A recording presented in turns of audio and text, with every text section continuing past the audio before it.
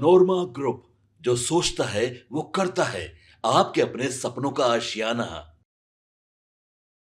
नमस्कार। आज फिर से हम आपके सामने सीधे सदन से लेकर के हाजिर हैं और जो आज 6 तारीख को विधानसभा या विधान परिषद में जो भी कार्रवाई हुई और जिन बातों को लेकर के चर्चाएं चल रही हैं, आपने भी सुना होगा, लेकिन भीतर क्या हुआ और उन सब चीजों का मायने क्या था।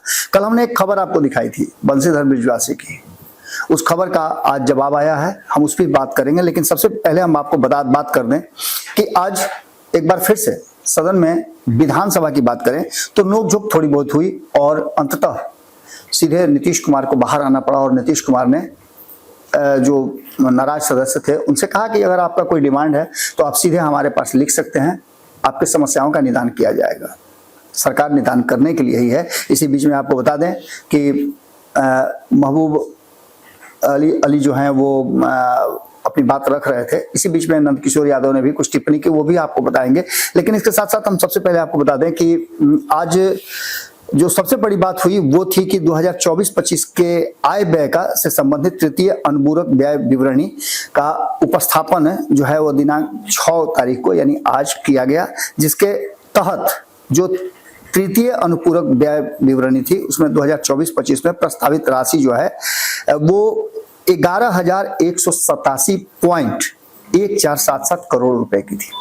यानी कि इसमें वार्षिक स्कीम के मद में 9,237.16 करोड़ रुपए और स्थापना एवं प्रतिबद्ध व्यय जो प्रतिभूति सहित थी वो 1,949.94 करोड़ रुपए है। केंद्रीय क्षेत्र के मद में जो स्कीम थी उसमें 0.258 करोड़ रुपए है। कुल योग जो है 11,187.14 करोड़ रुपए की है। इसमें वार्षिक स्कीम की बात करें तो ये भी हमने आपको बताया 9,237 करोड़ रुपए की है। इसमें अलग अलग केंद्रीय प्रायोजित स्कीम जो है उसको लेकर के प्रधानमंत्री आवास योजना को लेकर के 951 करोड़ रुपए का प्रावधान किया गया था। तो वहीं आपको बता दें कि आंगनबाड़ी और पोषण को लेकर के 71.41 करोड़ रुपए की बात की गई थी। तो 61.06 करोड़ रुपए इंदिरा गांधी राष्ट्रीय वृद्धावस्था पेंशन योजना के तहत था। इसको लेकर के आपने देखा भी होगा, पेंशन योजना में राशि को बढ़ाने की बात चल रही है, इस पर भी चर्चा चल रही है। इसी बात को लेकर के अगर देखा जाए तो स्मार्ट सिटी मिशन के तरफ बिहार शरीफ के हेतु 26.75 करोड़ था। ये देखिए, ये वो स्कीमें हैं जो आप एक तरह से देख रहे होंगे कि नीतीश कुमार ने जो प्रगति यात्रा के दौरान कुछ नई घोषणाएं की हैं उससे भी जुड़ा हुआ है और पुरानी जो चल रही थी स्कीम्स उनके आधार पर भी है।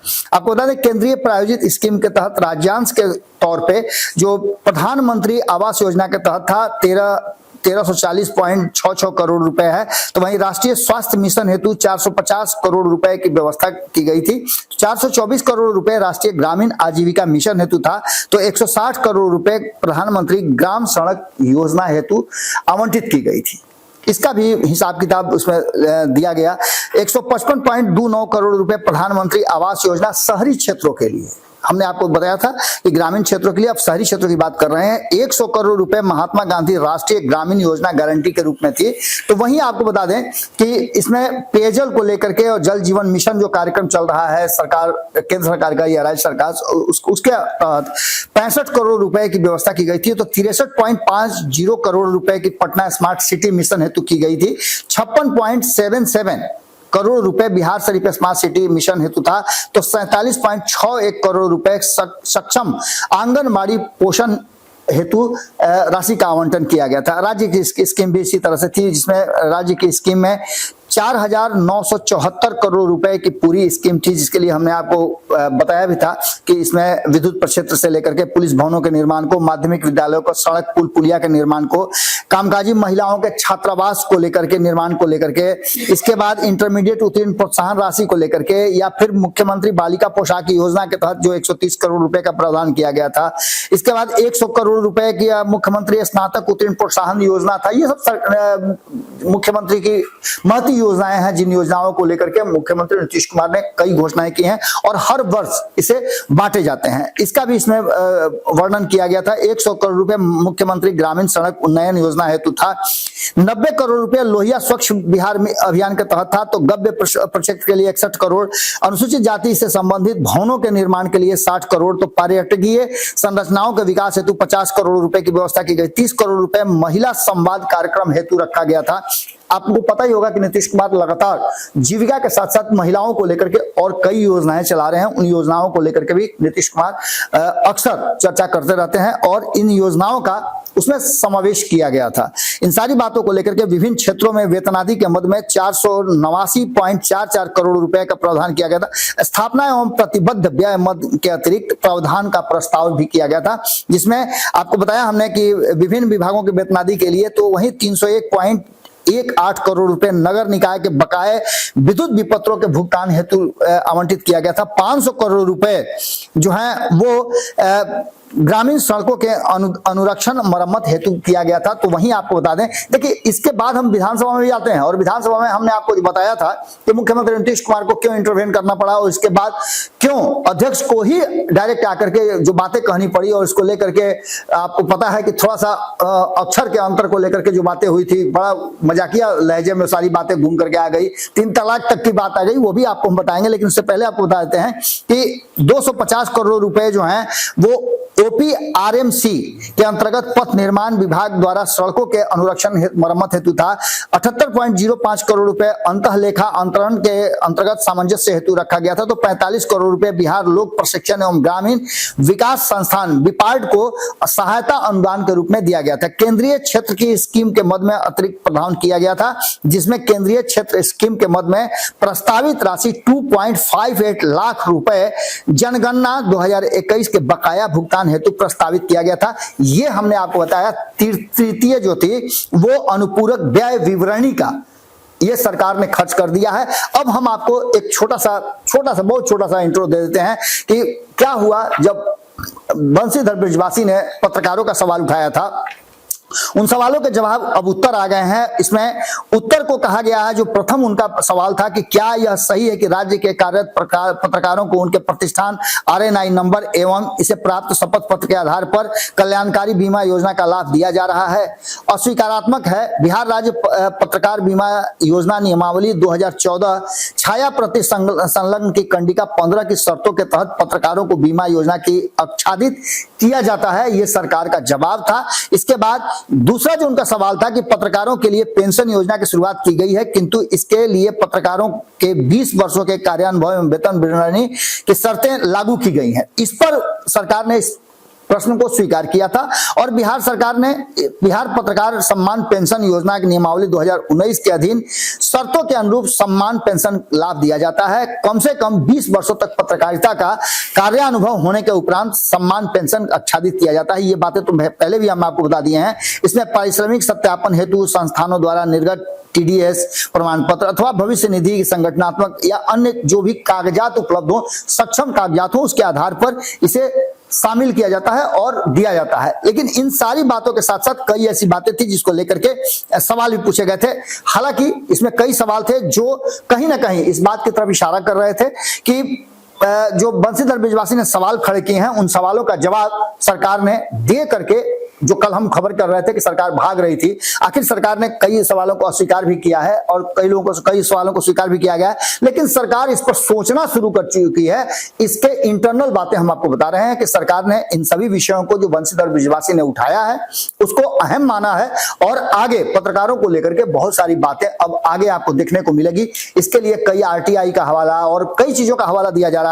कई पत्रकारों से, हमारी वरिष्ठ पत्रकारों से हमारी बातचीत हुई, उन्होंने भी कहा कि हाँ 30 से कम 27 लोगों को अब तक पेंशन दिया जा रहा है, लेकिन ये संख्या और बढ़ सकती है।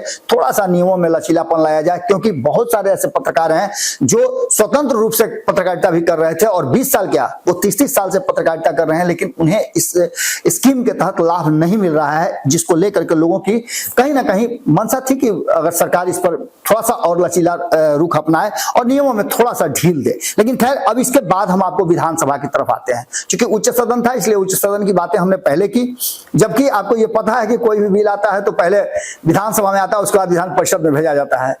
अब आपको विधानसभा की कार्रवाई की, विधानमंडल की आज बजट सत्र के 5वें दिन की कार्रवाई चल रही थी और इस दौरान आपको पता है कि नोक-झोंक तो होता ही रहता है। 2 दिन पहले से भी आपने देखा होगा किस तरह की बातें चल रही थी। अचानक से इन सारी बातों को लेकर के जब विधानसभा में डिप्टी सीएम सह वित्त मंत्री सम्राट चौधरी संबोधन कर रहे थे तो उस बीच में पक्ष और विपक्ष के लोग अपनी बातों को रख रहे थे। मुख्यमंत्री नीतीश कुमार विधानसभा पहुंचे। वित्तीय वर्ष 2025-26 के आय व्यय को लेकर के जो सदन में उत्तर हो रहा था उसी पर बातें चल रही थी और बीच बीच में नोक-झोंक भी चल रहा था, चर्चा भी चल रही थी। इसी बीच में आपको बता दें कि सदन में राजद के डॉक्टर अजय कुमार सिंह के वाद विवाद के दौरान कहा कि बजट में दलहन की खरीद की बात कही गई लेकिन मक्का की खरीद की बात नहीं कही गई है। इस पर भी सरकार को ध्यान देना चाहिए। इसके साथ साथ विधानसभा कार्रवाई दोबारा शुरू हो गई और अध्यक्ष नंदकिशोर यादव ने कार्रवाई शुरू करने का निर्देश दिया। विधानसभा में आज तृतीय अनुपूरक बजट पेश किया गया जिसकी बातें हमने बता दी कि वो विधानसभा से विधान परिषद में आया और वहां भी उसको प्रस्तुत किया गया। बिहार विधानसभा में सदन के बाहर बीजेपी के विधायक जो है हरिभूषण ठाकुर बचौल, आपको हमने वीडियो भी दिखाया है कि हरिभूषण ठाकुर बचौल ने सीएम नीतीश कुमार से मांग की है कि औरंगजेब पर दिए गए बयान की वजह से जदयू एमएलसी खालिद अनवर की सदस्यता रद्द की जाए। आप समझ सकते हैं कि बहुत बड़ी मांग है और इस मांग को लेकर के कहीं ना कहीं खटास भी आ सकती है जिसकी चर्चा हम लगातार आपको कर रहे हैं।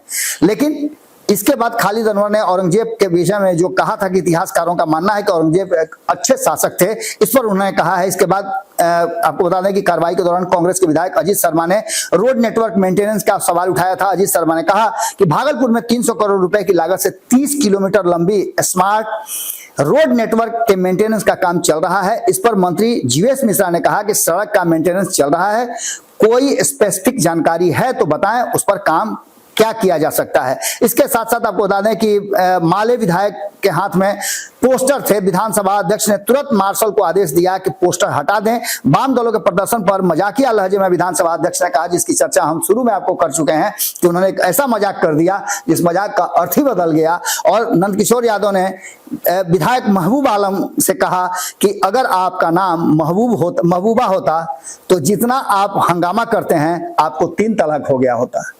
ये इस तरह के नोकझोंक भी होते हैं, हंसी मजाक भी होता है, हंसी ठिठोली भी होती है। लेकिन सब कुछ मिला जुला करके अगर कहें तो आज विधानसभा और विधान परिषद की कार्रवाई आराम से चली और दोनों ही सदनों में सरकार ने अपना पूरा का पूरा काम कर लिया। जैसा कि हमने आपको बताया भी, तृतीय अनुपूरक बजट भी जो था उसका भी लेखा जोखा पेश कर दिया गया। घुमा फिरा करके अगर देखा जाए एक पत्रकार की नजर से तो सदन के बाहर जो कुछ भी हुआ वो हमने पूरे दिन आपको दिखाया। सदन के भीतर जो हुआ वो मैंने आपको पूरी कहानी उसकी बताई। इस बीच में और छोटी छोटी बातें हुई थी जिसका कोई डिटेल्स देना आवश्यक नहीं था। लेकिन सबसे महत्वपूर्ण बात थी कि इस बजट सेशन में अभी और भी बहुत कुछ होना है। कई नोकझोंक आपको देखने को मिलेंगे। आज भी मुख्यमंत्री नीतीश कुमार विधानसभा और विधान परिषद दोनों जगह आकर के अपना समय दिए और कार्रवाई का हिस्सा बने। जुड़े रहिएगा भारत लाइव के साथ। खबरों का सिलसिला यहाँ लगातार जारी रहता है। सीधे सदन से हम आपके सामने लेकर के आते ही हैं। आपके पास भी कोई सवाल हो तो जरूर रखिएगा। बहुत बहुत धन्यवाद। नमस्कार। आपके सपनों को हमने सजाया है, ई होम्स पैनोरामा को हमने बनाया है। ई होम्स मेरा एक सपना था जिसपे मैं पिछले 4 साल से काम कर रहा था। हमने जो बनाया है वो सबने है माना। ई होम्स पैनोरामा में हो आपका भी आशियाना। और फाइनली हमने 2021 में इस प्रोजेक्ट को लॉन्च किया। बहुत लोग अप्रिशिएट कर रहे हैं कि पूर्णिया जैसे शहर में, बिहार के, एक तो बिहार की बात करें उसमें भी पूर्णिया जैसे छोटे जगह में इस तरह का लाइफस्टाइल देना, ये सुन के हम लोगों को बहुत अच्छा लगता है।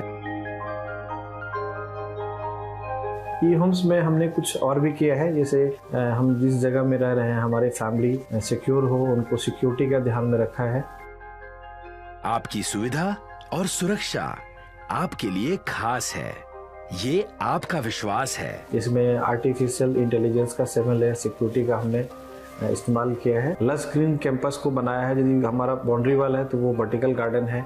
ये जितनी भी फैसिलिटी होता है एक इंटरनेशनल टाउनशिप में ई होम्स है, ये हम लोग विश्वास नहीं कर पा रहे हैं। जो भी हमारे मित्र दोस्त या जो भी हमारे बाहर के बाहर आते हैं तो हम लोगों को बहुत अच्छा सुनने को मिलता है और बहुत अच्छा क्रेडिट मिल रहा है। वो सारा हमने सिर्फ एक बिल्डिंग नहीं बनाया, हमें एक बहुत अच्छा लाइफस्टाइल दिया ई होम्स में।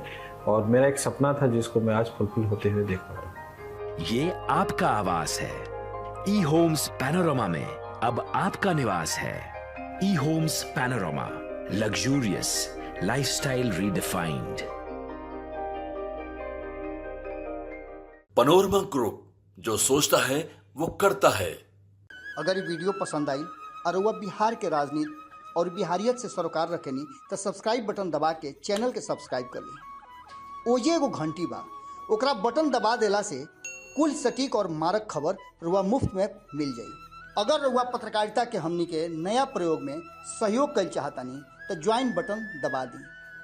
पेटीएम नंबर नोट कर ली 9386816700।